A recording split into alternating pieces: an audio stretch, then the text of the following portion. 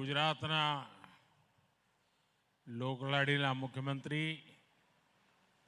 ભૂપેન્દ્રભાઈ પટેલ, કેન્દ્રમાં મંત્રીમંડળના મારા સાથી શ્રી સી.આર. પાટીલ, રાજ્ય સરકારના મંત્રીગણ, અહીં ઉપસ્થિત સૌ જનપ્રતિનિધિગણ અને હુરતના મારા ભાઈઓ અને બહેનો,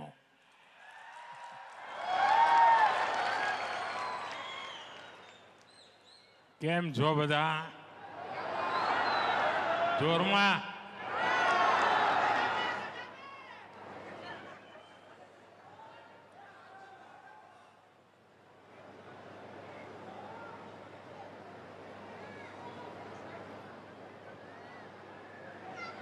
મારું સદભાગ્ય છે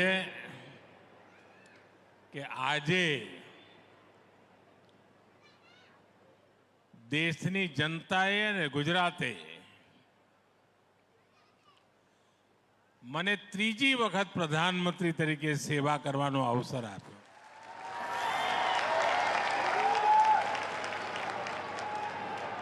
અને એના પછી મારી આ સુરતની પહેલી મુલાકાત છે.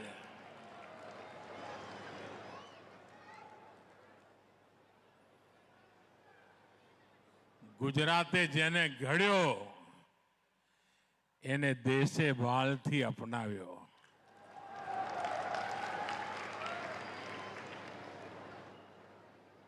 હું હંમેશા હંમેશા આપ સૌનો ઋણી છું, જેમણે મારા જીવનને ઘડવામાં ખૂબ મોટું યોગદાન કર્યું છે.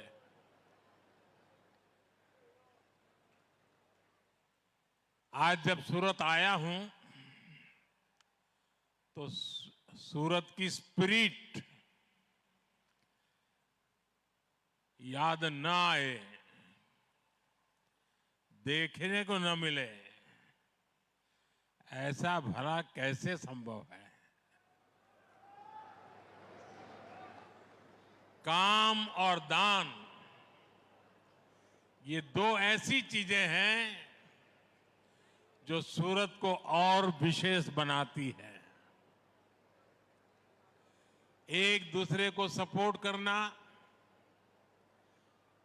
सबके विकास को सेलिब्रेट करना, ये हमें सूरत के हर कोने में दिखता है. आज का ये कार्यक्रम सूरत की इसी स्पिरिट को, इसी भावना को आगे बढ़ाने वाला है. साथियों, सूरत अनेक मामलों में गुजरात का, देश का एक लीडिंग शहर है. अब सूरत आज गरीब को, वंचित को भोजन और पोषण की सुरक्षा देने के मिशन में भी आगे निकल रहा है. यहां सूरत में जो खाद्य सुरक्षा सैचुरेशन अभियान चलाया गया है, ये देश के दूसरे जिलों के लिए भी प्रेरणा बनेगा. ये सैचुरेशन अभियान सुनिश्चित करता है જ્યારે 100% બધાને મળે ને એટલે પાક્કું થઈ જાય. ये सुनिश्चित करता है न कोई भेदभाव, न कोई छूटे, न कोई रूठे और न कोई किसी को ठगे.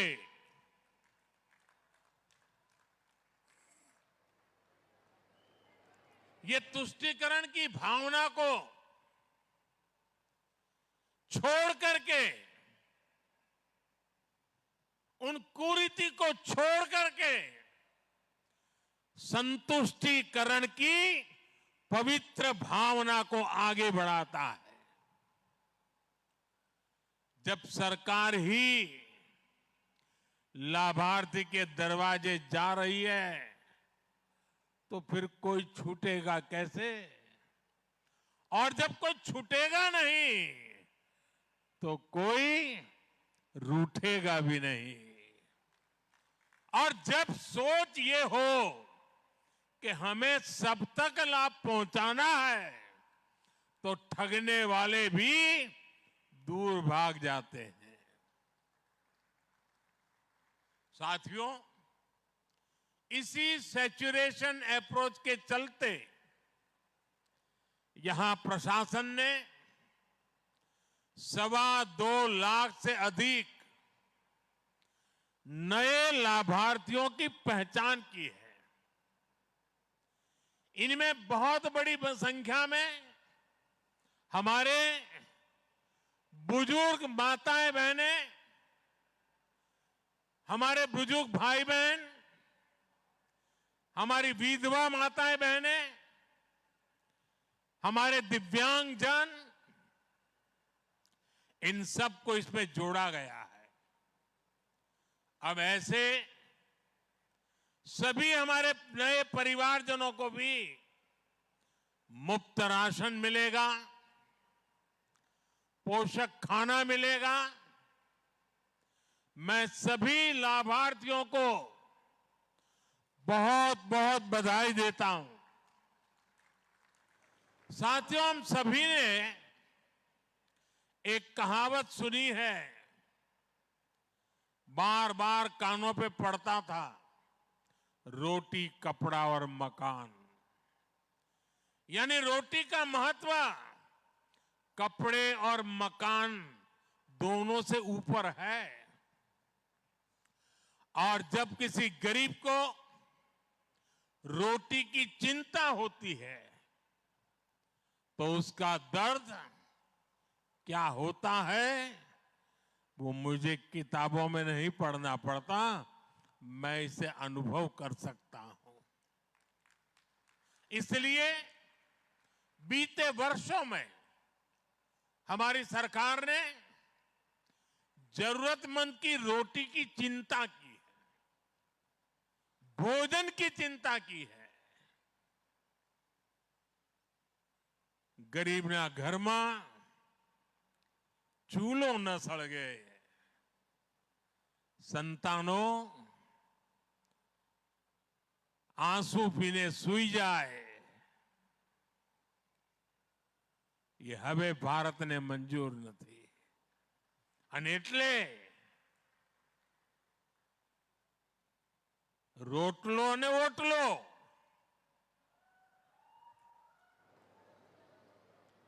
साथियों, आज मुझे संतोष है,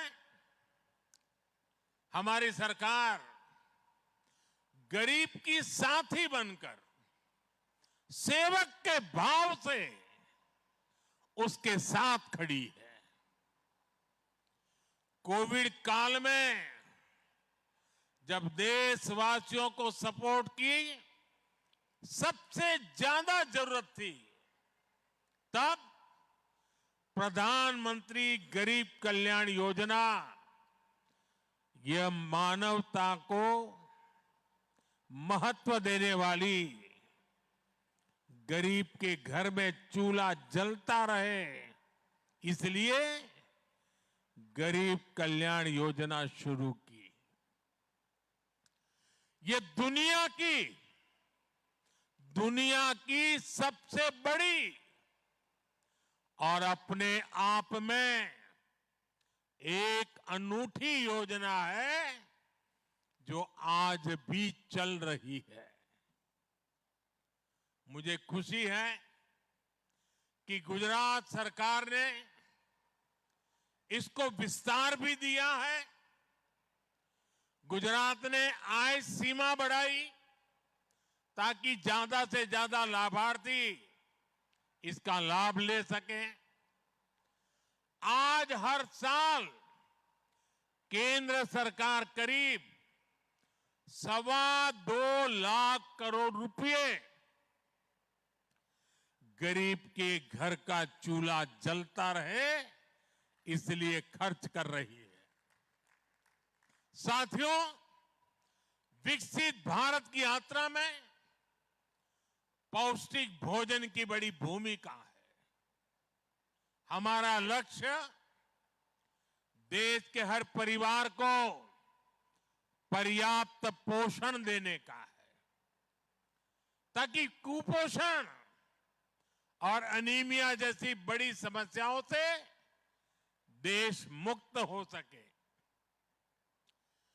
पीएम पोषण स्कीम के तहत करीब 12 करोड़ स्कूली बच्चों को पोषक आहार दिया जा रहा है।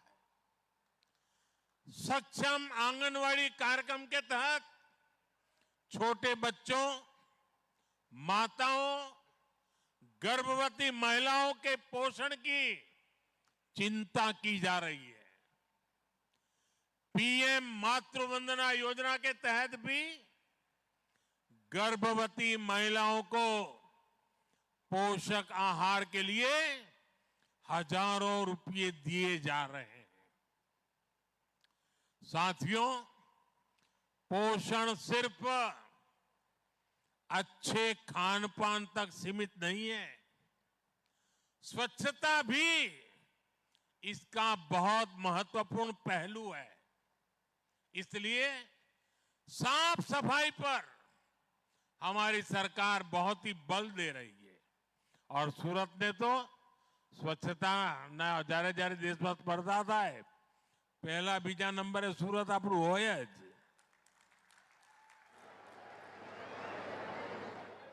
એટલે સુરતના અમારા લાલાઓ અભિનંદનના अधिकारी तो खरा જ।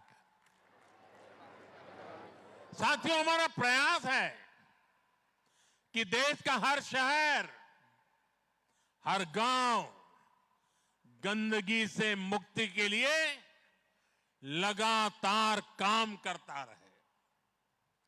आज दुनिया की अनेक बड़ी संस्थाएं कह रही है कि स्वच्छ भारत अभियान से गांवों में बीमारियां कम हुई है। अभी हमारे सीआर पाटिल जी के पास पूरे देश के जल मंत्रालय की जिम्मेदारी है। उनकी देखरेख में हर घर जल अभियान चल रहा है। इससे जो साफ पानी घर घर पहुंच रहा है, इससे भी बहुत सारी बीमारियों में कमी आई है। साथियों, आज हमारी मुफ्त राशन की योजना ने करोड़ों लोगों का जीवन आसान किया है। आज असली हकदार को उसके हक का पूरा राशन मिल पा रहा है। लेकिन 10 साल पहले तक ये संभव नहीं था। आप कल्पना कर सकते हैं, हमारे देश में 5 करोड़ से ज्यादा फर्जी राशन कार्ड धारक थे। આપણે ત્યાં ગુજરાતીમાં શું કહે ને, ભૂતિયા કાર્ડ। 5 करोड़ देश में, यानी जो कभी पैदा ही नहीं हुआ, जिसका जन्म ही नहीं हुआ, उसके राशन कार्ड बन जाए और उसका राशन खाने वाले चोर लुटेरे की जमात भी रेडी हो, जो गरीब का राशन के नाम पर गरीब के हक का खा जाते थे। અને તમે બધાએ શીખવાડ્યું છે, એટલે આપણે શું કર્યું, બધું સફાત ચટ કરી નાખ્યું।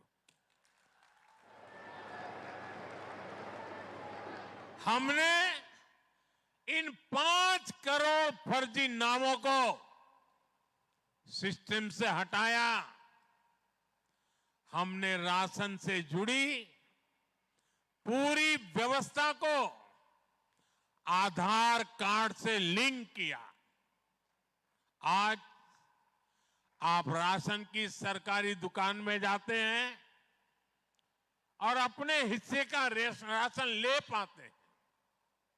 हमने राशन कार्ड से जुड़ी एक और बड़ी समस्या को हल किया।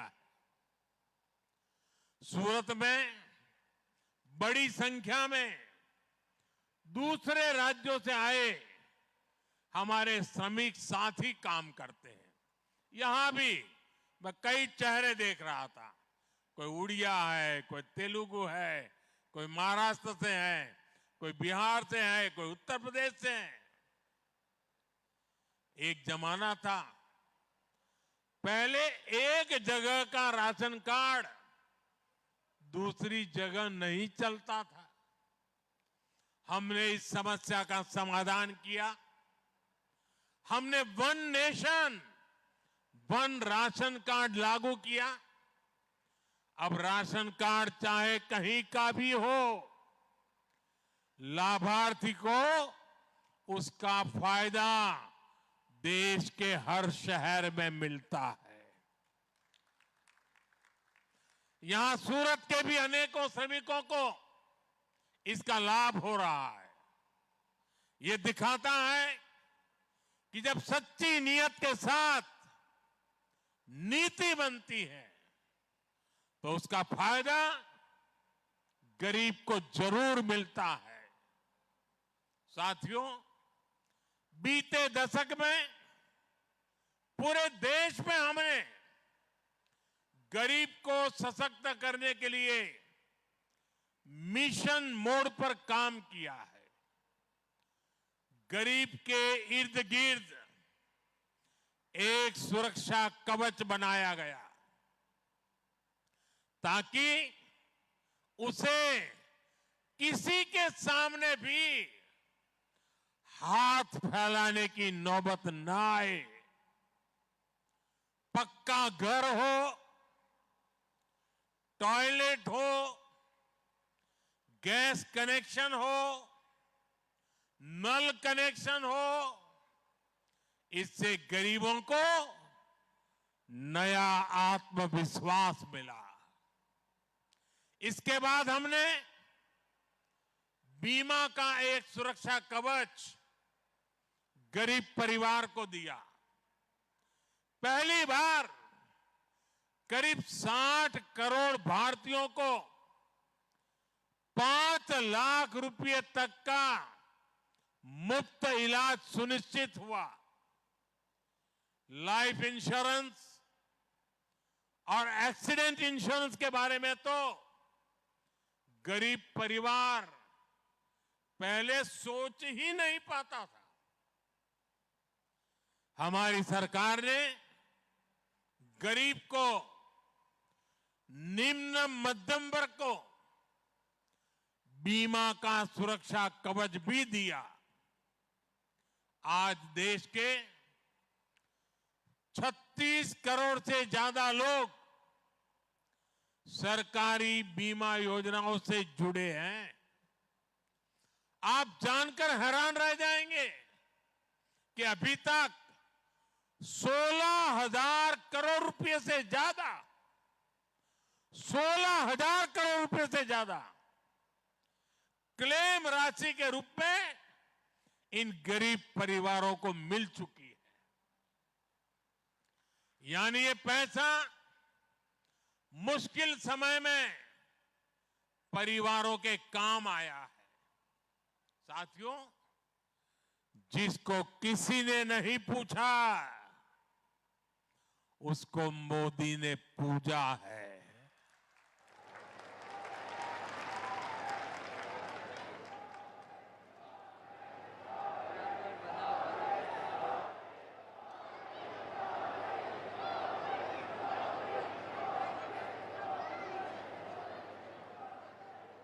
आप वो दिन याद करिए,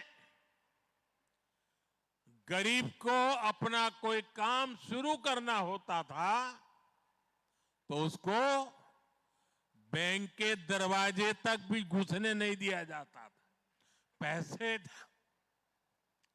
पैसे देने का तो सवाल ही नहीं था। और बैंक वाले गरीब से गारंटी मांगते थे। अब गरीब गारंटी कहां से लाएगा और गरीब को गारंटी कौन देगा? तो गरीब मां के बेटे ने तय कर लिया कि हर गरीब की गारंटी मोदी देगा।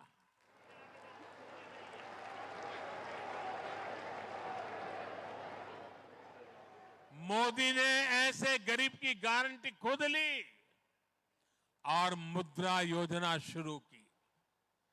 आज मुद्रा योजना से करीब करीब 32 लाख करोड़ रुपए, यह आंकड़ा जो हमें रोज गालियां देते रहते हैं ना, उनको जब 32 लाख लिखना है तो कितने जीरो होते हैं ये भी समझ नहीं है।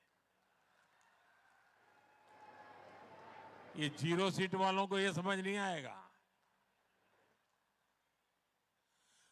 32 लाख करोड़ रुपया बिना गारंटी को दिए गए हैं।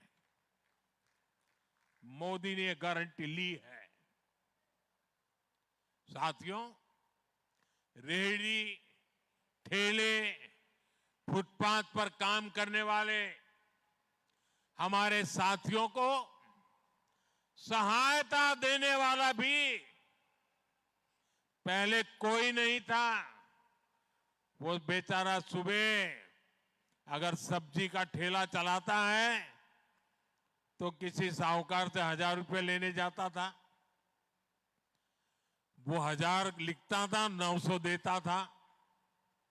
वो दिन भर मजदूरी करके कमा करके शाम को जब पैसे देने जाता था फिर वो 1000 मांगता था। अब बताइए वो गरीब बेचारा क्या कमाएगा, बच्चों को क्या खिलाएगा? हमारी सरकार ने स्वनिधि योजना से उनको भी बैंकों से मदद दिलवाई। फुटपाथ पर बेचना रहा, लारी में माल बेचवा वाला, बता ने इस वर्ष के बजट में तो ऐसे साथियों के लिए हमने एक विशेष क्रेडिट कार्ड देने का भी ऐलान किया है। हमारे विश्वकर्मा साथी जो हर राज्य में, हर गांव शहर में रोजमर्रा के किसी ना किसी काम से जुड़े हैं, उनके लिए भी पहली बार सोचा गया। देश भर में हजारों हजार ऐसे साथी आज पीएम विश्वकर्मा स्कीम के तहत ट्रेनिंग ले रहे हैं। उनको आधुनिक टूल दिए जा रहे हैं, उनको नई नई डिजाइन सिखाई जाती है और इस काम को आगे बढ़ाने के लिए उनको धन भी दिया जाता है, पैसे भी दिए जाते हैं। अपने परंपरागत काम को वो आगे बढ़ा रहे हैं और यही तो सबका साथ सबका विकास है। ऐसे ही प्रयासों के कारण बीते दशक में 25 करोड़ भारतीय गरीबी हटाओ के नारे 50 साल तक देश सुन सुन करके थक गया था। देशवासियों के कान पक गए थे। दरेक चूंटणी આવે એટલે ગરીબી હટાઓ ના ભાષણો થતા હતા। ગરીબી હટતી નહોતી। તમે મને એવો ગળ્યો કે ત્યાં જઈને એવો હું કામે લાગી ગયો। आज 25 करोड़ से ज्यादा लोग मेरे भारत के गरीब परिवार, 25 करोड़ से ज्यादा गरीब गरीबी से बाहर निकले हैं। साथियों, यहां सूरत में बड़ी संख्या में हमारे मध्यम वर्ग के परिवार रहते हैं। मिडिल क्लास का देश के विकास में बहुत बड़ा योगदान है। इसलिए बीते दशक में मिडिल क्लास को सशक्त करने के लिए सरकार ने अनेक कदम उठाए हैं। इस वर्ष के बजट में इसी भावना को आगे बढ़ाया गया।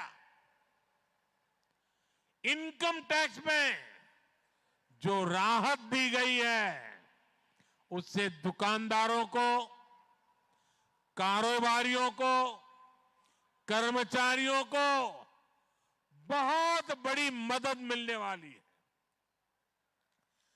अब 12 लाख रुपए तक की आय पर जीरो टैक्स हो चुका है।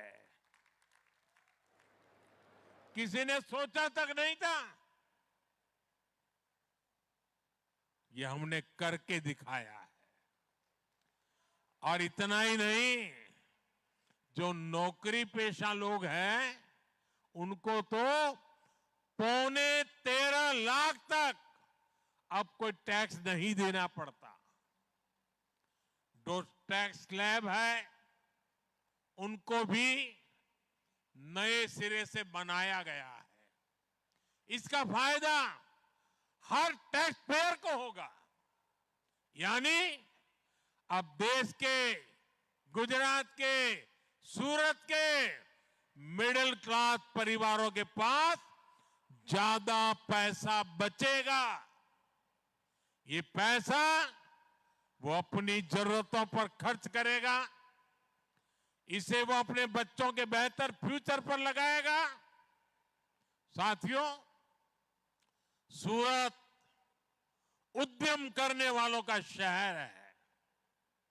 यहां बहुत बड़ी संख्या में छोटे बड़े उद्योग हैं, एमएसएमईज हैं। सूरत लाखों लोगों को रोजगार देता है। हमारी सरकार आज लोकल सप्लाई चेन को मजबूत बनाने में जुटी है। इसलिए एमएसएमईज को बहुत अधिक मदद दी जा रही है। सबसे पहले हमने एमएसएमईज की परिभाषा बदली। इससे एमएसएमईज के लिए अपना विस्तार करने का रास्ता खुला। इस वर्ष के बजट में इस परिभाषा में और सुधार किया गया है। बीते वर्षों में हमने एमएसएमईज के लिए लोन लेने की प्रक्रिया को आसान किया है। एमएसएमईज के लिए 5 लाख रुपए की सीमा वाले विशेष क्रेडिट कार्ड देने की घोषणा इस बजट में की गई है। इससे एमएसएमईज को बहुत मदद मिलेगी। हमारा प्रयास है कि हमारे एससी एसटी वर्गों के हमारे युवा ज्यादा से ज्यादा संख्या में उद्यमी बने, एमएसएमई सेक्टर में आए। इसमें मुद्रा स्कीम ने बड़ी भूमिका निभाई है। इस वर्ष के बजट में पहली बार उद्यम करने वाले ऐसे वर्गों के साथियों को 2 करोड़ रुपए का लोन देने की घोषणा की गई है।